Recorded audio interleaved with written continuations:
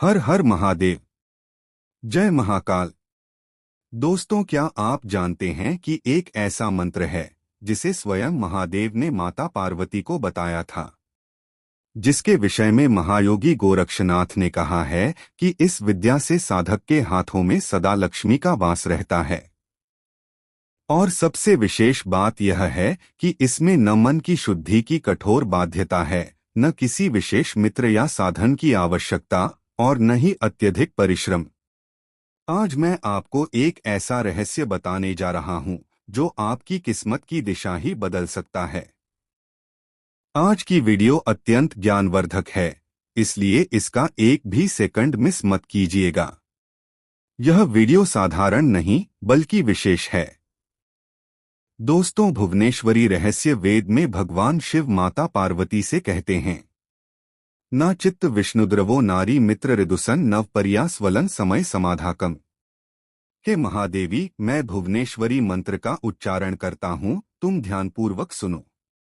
भुवनेश्वरी नाम को बीज में, माया बीज और अंत में नाम को जोड़कर यह चतुर्दश भुवन की एकाक्षर विद्या बनती है।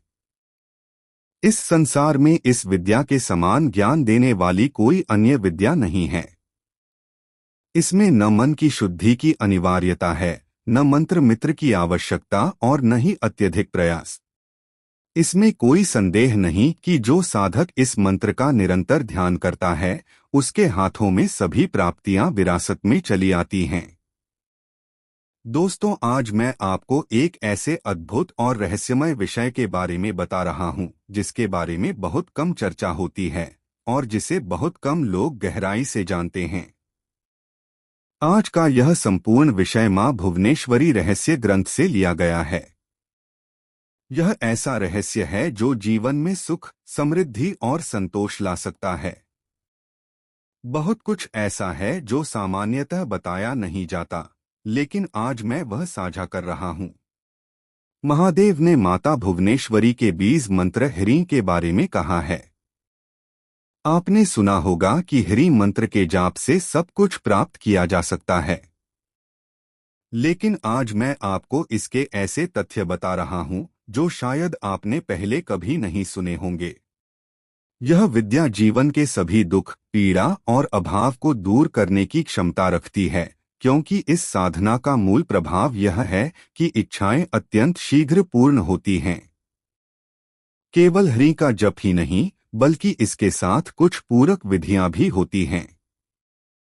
यदि कोई व्यक्ति प्रतिदिन मां भगवती के बीज मंत्र, इस रहस्य को जानने के लिए माता पार्वती ने महादेव से बार बार आग्रह किया था, तब कहीं जाकर महादेव ने यह अत्यंत गुप्त ज्ञान प्रकट किया। इसमें कहा गया है कि यह विद्या पूर्ण सुख प्रदान करने वाली है। जो दुर्भाग्यशाली है वह भी भाग्यशाली बन जाता है। दुखी को सुख मिलता है। इस विद्या का स्मरण मात्र करने से अष्ट सिद्धियां प्राप्त होती हैं। निर्धन धनवान बन जाता है, मूर्ख को ज्ञान प्राप्त होता है और साधक अपनी इच्छित सिद्धियों को प्राप्त कर लेता है। एक प्रसिद्ध कथा के अनुसार, जब भगवान राम का राज्याभिषेक हुआ, तब गुरु वशिष्ठ ने उन्हें समझाते हुए कहा कि इस संसार में निर्धन के अपने भी पराये हो जाते हैं और धनवान के पराये भी अपने बन जाते हैं।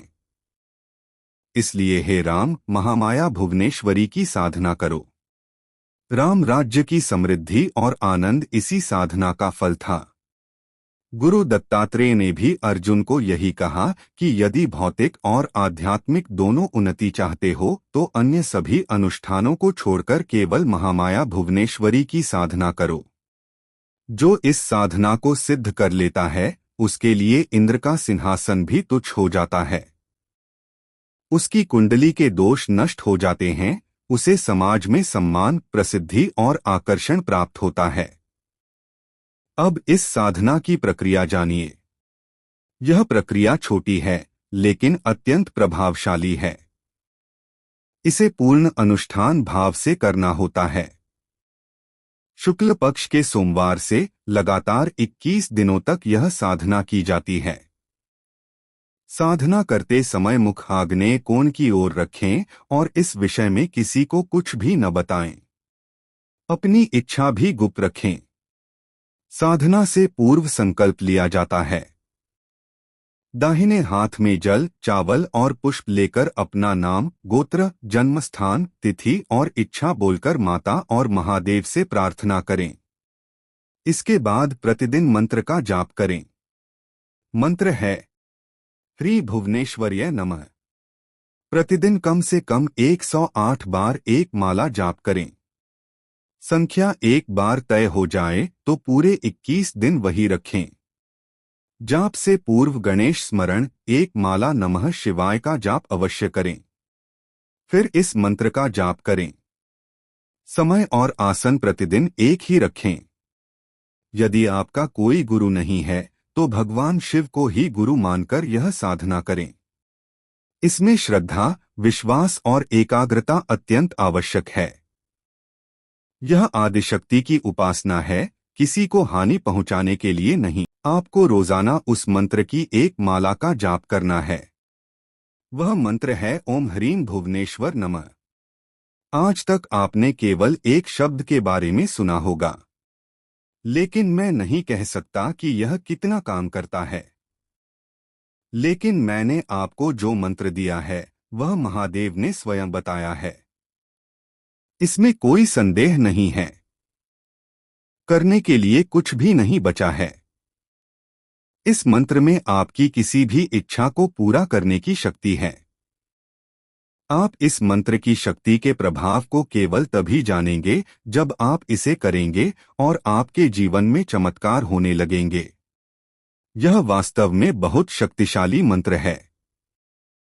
विश्वास करें कि कोई भी मंत्र इस मंत्र की तरह इतना शक्तिशाली प्रभाव नहीं देने वाला है। आपको इस मंत्र के जाप की प्रक्रिया को बहुत अच्छी तरह से समझना चाहिए। इस मंत्र का जाप करने के लिए आपको मां भगवती की एक तस्वीर और महादेव जी की एक तस्वीर लेनी होगी या आपको भगवान शिव की एक तस्वीर लेनी होगी। आप परिवार की एक तस्वीर भी ले सकते हैं और आपको याद रखना होगा कि महादेव के इस मंत्र के बिना यह पूजा कभी नहीं होगी। इसलिए पूजा शुरू करने से पहले आप भगवान गणेश का नाम लेंगे और फिर भोले शंकर महादेव और महादेव के मंत्र की एक माला ओम नमः शिवाय अवश्य करनी चाहिए और उसके बाद ही आपको मंत्र का जाप शुरू करना है। आपको इस मंत्र का जाप 108 बार कम से कम रोजाना एक माला करनी है और यदि आप एक से अधिक माला कर सकते हैं तो यह बहुत अच्छा है। आप इसे 3 बार 5, 11 या 21 मालाएं भी कर सकते हैं। यह आप पर निर्भर है। लेकिन आपको ध्यान रखना होगा कि संकल्प लेते समय एक बार संख्या तय हो जाने के बाद यह हर दिन वही रहेगी। आप इसे बदल नहीं सकते। इसलिए जाप से पहले विचारपूर्वक संख्या तय करनी होगी। आप किसी भी समय यह कर सकते हैं। हालांकि रात में यह सबसे अच्छा है क्योंकि दिन के दौरान बहुत काम होता है और यदि आप चाहे तो सुबह भी कर सकते हैं। आप कोई भी समय तय कर सकते हैं, लेकिन आपको इसे रोजाना उसी समय करना होगा। केवल एक बैठने की मुद्रा होनी चाहिए। आपको इसे हर दिन बदलना नहीं है और कोई और इस मुद्रा का उपयोग नहीं करना चाहिए। अन्यथा आपकी सारी भक्ति, आपके सभी अच्छे कर्म उस दूसरे व्यक्ति द्वारा ले लिए जाएंगे जो इस मुद्रा पर बैठेगा। इसलिए इस पर बहुत करीब से ध्यान दें। ध्यान रखें कि इस गतिविधि के लिए कुछ महत्वपूर्ण नियम हैं। आपको इन्हें ध्यान में रखते हुए इस साधना को पूरा करना होगा।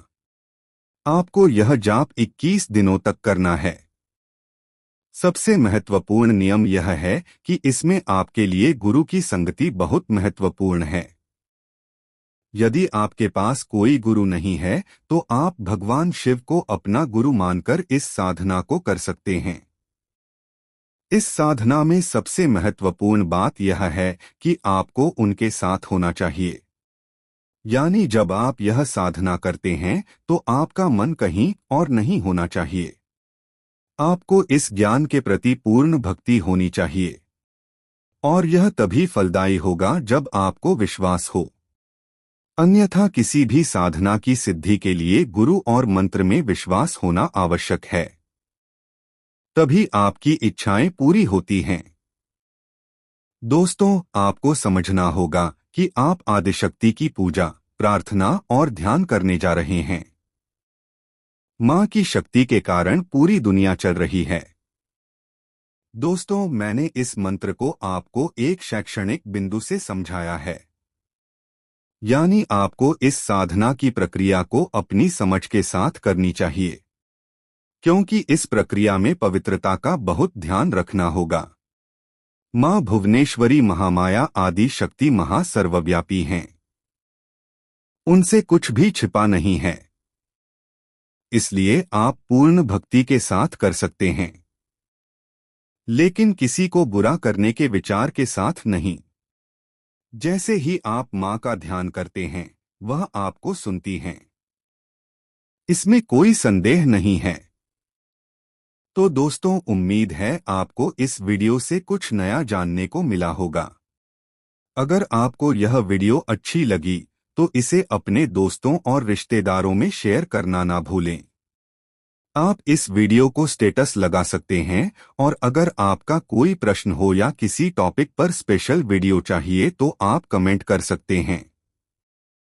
हर हर महादेव।